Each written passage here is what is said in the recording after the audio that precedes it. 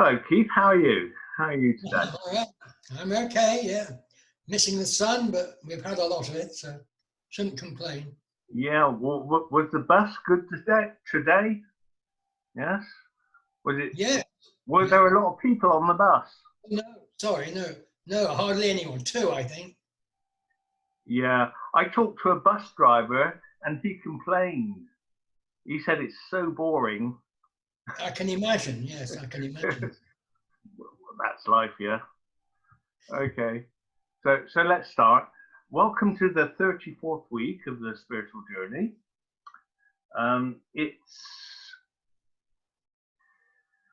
It's an extra time session, the 28th of April, 2020.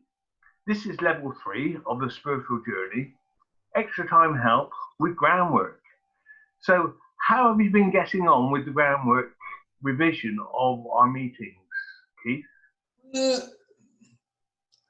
Difficult to believe it. I hear what it says, for instance, auras, etc., and the light surrounding the body. There are similar beliefs I heard before, proving that they are reality is another matter. Lots of people believe it, like they believe in lots of things which, well, are almost impossible to prove, but people maintain that. As people used to believe that the sun went round the earth. They were told that was as it was and believed it on pain of death, I think, at that time. Right. Well, but the Christian beliefs do have some parallel with some of these things.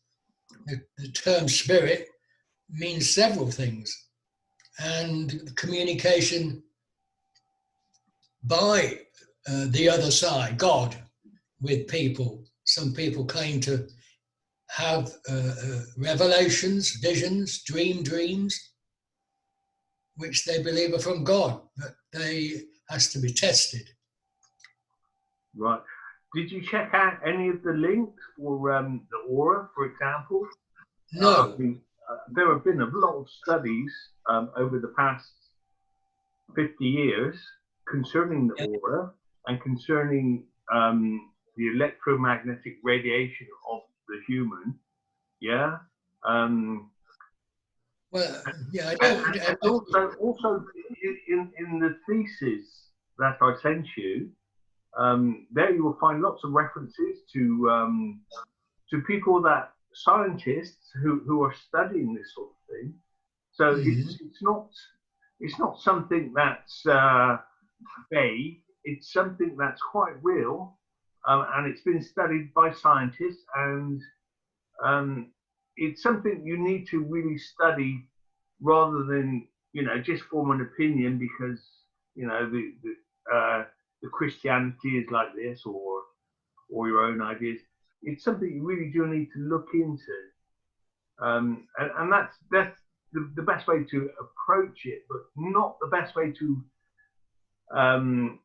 understand it. The best way to understand it is to have some actual experience of it.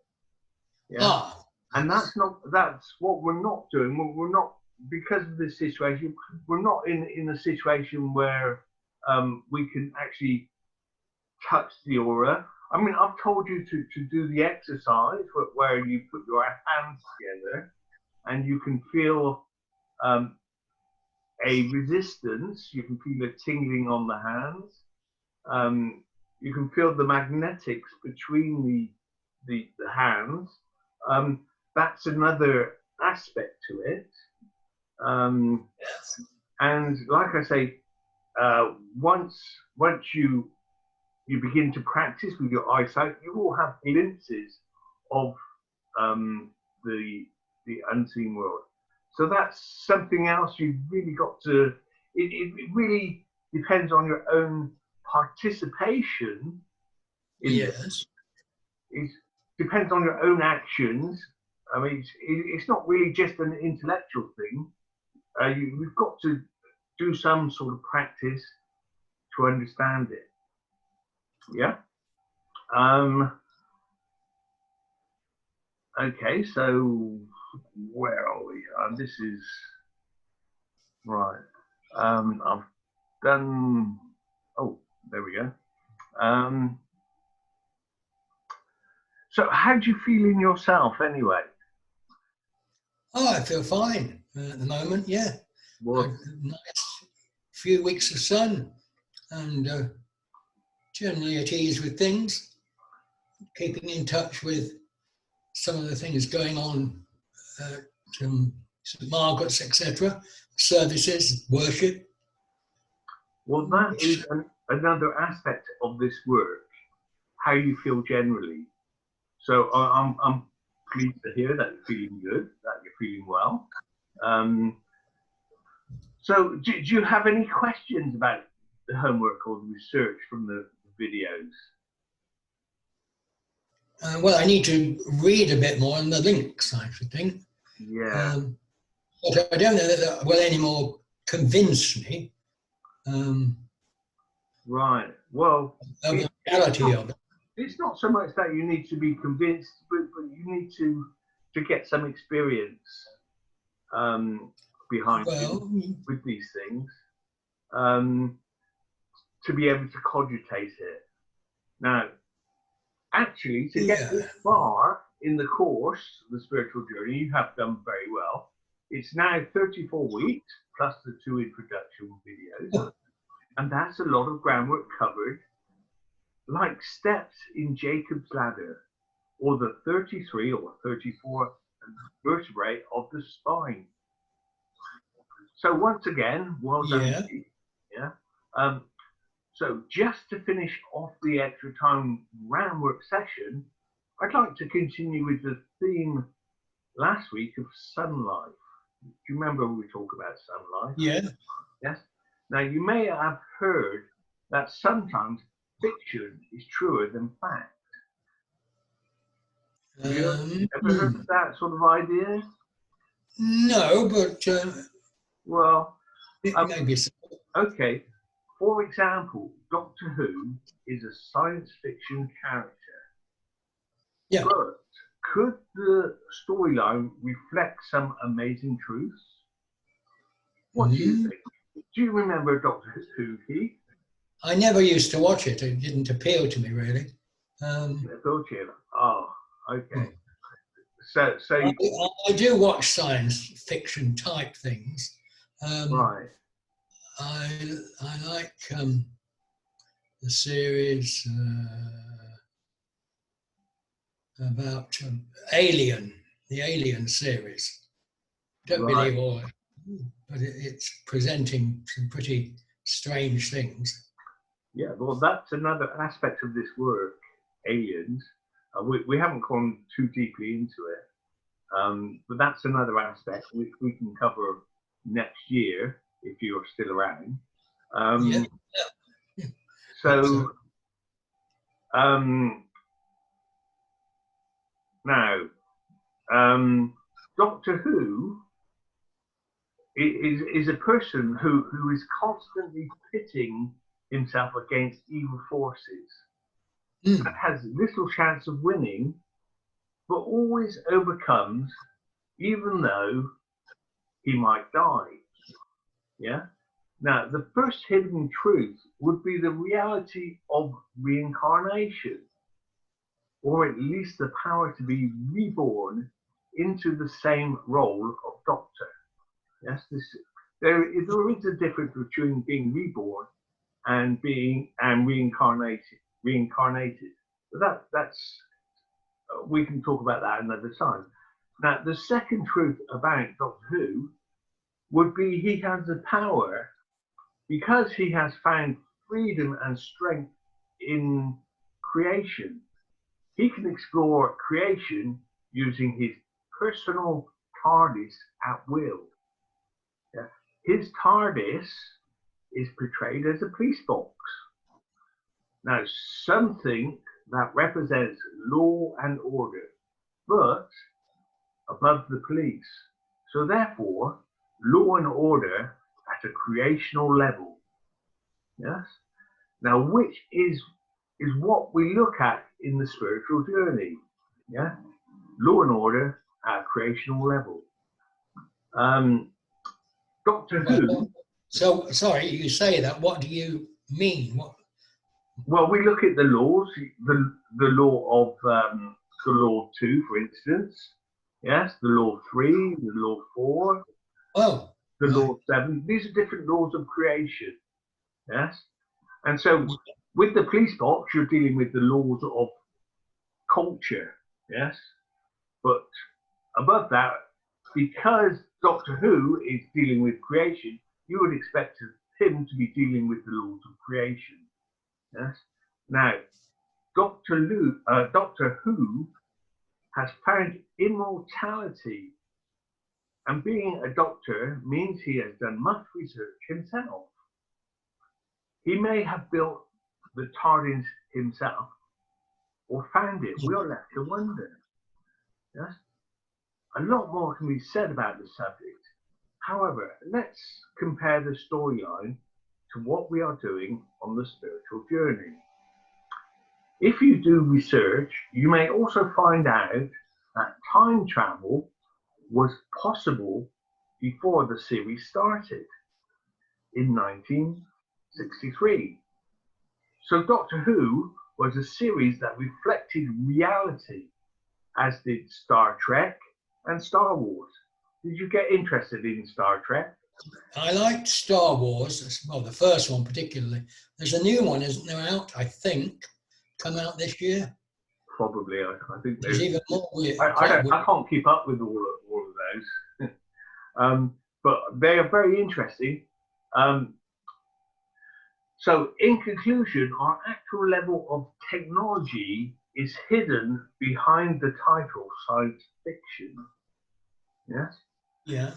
I have heard about the secret space program and watched many videos which give the news. Anything you can think of, we can now do. Yes? So that is the real level of our secret technology. Yes? There's technology that the common person gets to know about. Yes, well, you can pay for iPhone, things like that. And there's the real technology. And this technology is going on in secret societies and places like Skunk Works. Yes, there are plenty of videos on YouTube that go into that.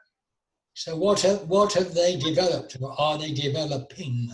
Oh, like I say, anything you can imagine. During the war, they were developing anti-gravity technology, for example. Yes, by the end of the war, they had anti-gravity technology, and even now that they are releasing the fact that they have anti-gravity technology and anti-gravity craft. Yes, this is all been released, so we know about these sort of things, and it's all out there. It's all on. Most of it is on YouTube, and you can find bits and bobs of it elsewhere as well. Now, Doctor Who holds a special place because it can be seen as an analogy for what is really possible for each and every human being. Yes? Mm-hmm. Not from a technological point of view, yes, but from a spiritual point of view. Now, he uses his instincts and his senses to a maximum. Yes, in the series, you see that all the time. Which way should we go, Doctor? Let's go this way. Yes, no, it's this way. Yeah.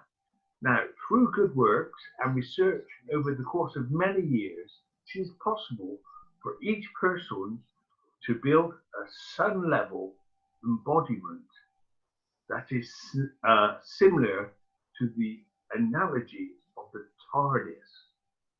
Yes, this is not, however, a physical body mass like the TARDIS is portrayed, but an electromagnetic plasma mass.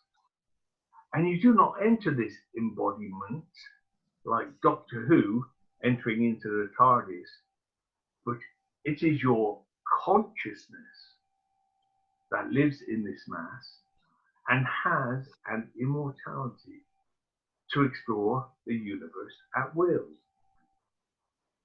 To enter the sun level embodiment with your research, you simply knock with the real you.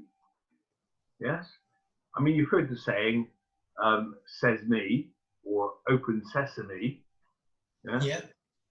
Now, says me, when you find your true self, yes, that is when you can knock with the true you, and you say knock knock to yourself, and says me, open says me.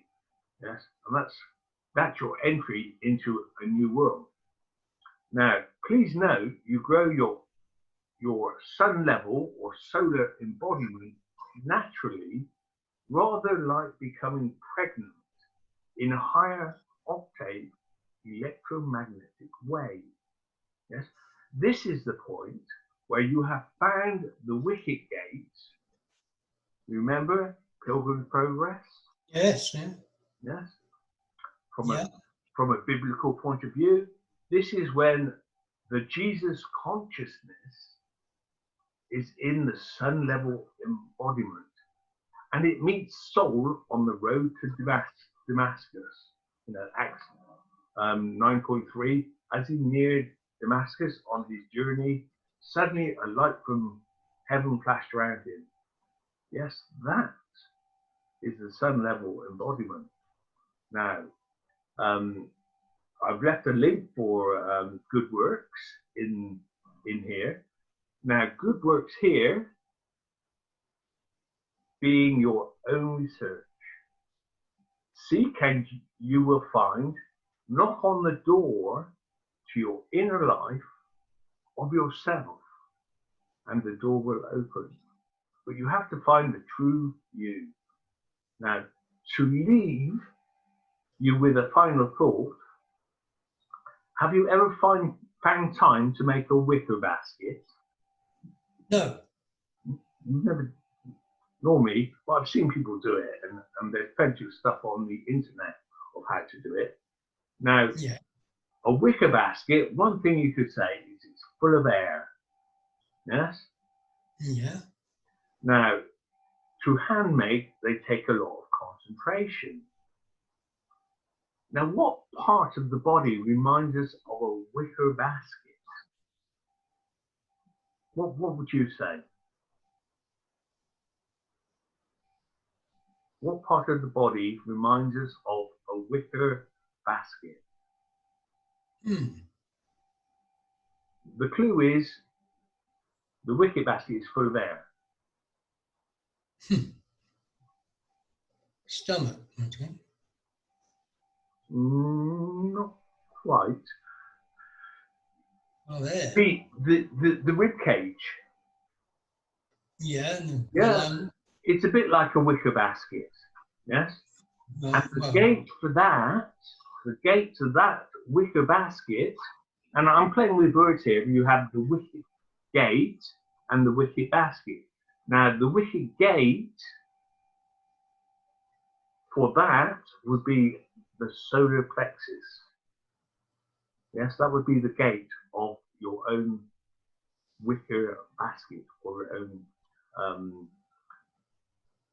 your own cave, in fact. Now, in Pilgrim's Progress, remember, it is in a cove. Reaching the gate to the wicket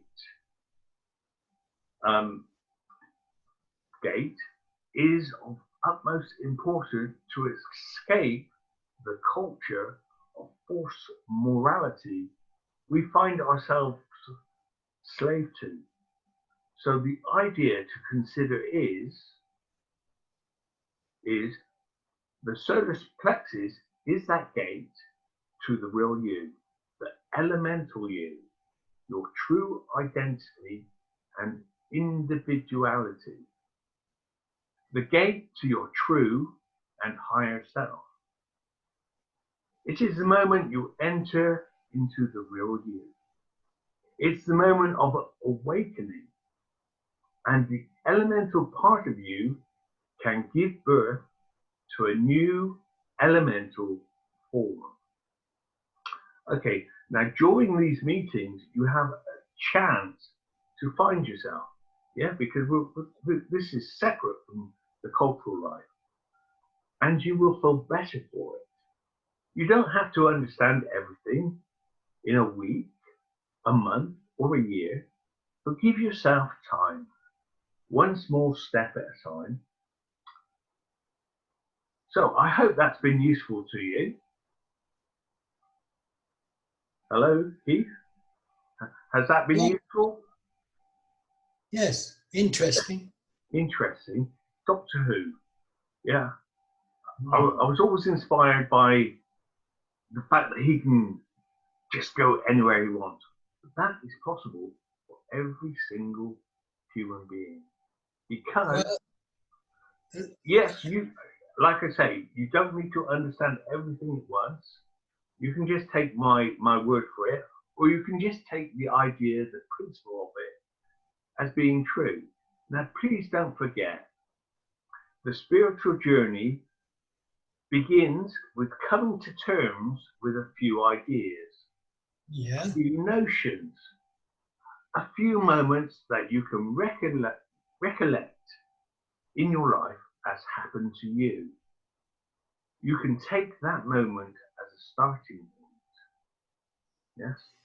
Yes. So it's bye until we meet again later this year, 2020. That is, or this is, the last week, level 3, extra time of the year 1 of the spiritual journey. Well, I should do a bit of homework. Pardon? Do a bit more homework. Yes, I think that would be a good idea. You have plenty of time, but you have to get into a routine of doing it at least once a week. Yes, if not twice a week, even if it's for 15 minutes. Yes. If you can do that, then you will benefit. You will reap the benefits. But otherwise, it will just remain intellectual. Yes. Yeah. So you need to study it a bit, and you need to practice it a little bit. Yeah. Don't forget, just putting your hands together like this. Yes. So rather than clapping, put your hands together for this or that person. Put your hands together like this for creation. Yes. And you can feel the electromagnetic force between your hands. It takes practice, and I do understand that it must be slightly weird, yes, for you, yes,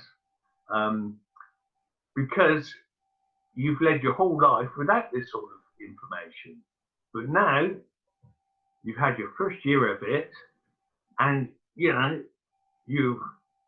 there. Yes, you're ready to start really to take another step, and that's the most important thing. Just taking one step at a time. Yes, good. Okay. Yeah, thank you very much. Okay, well, thank you again for being there. Bye for now. Bye-bye.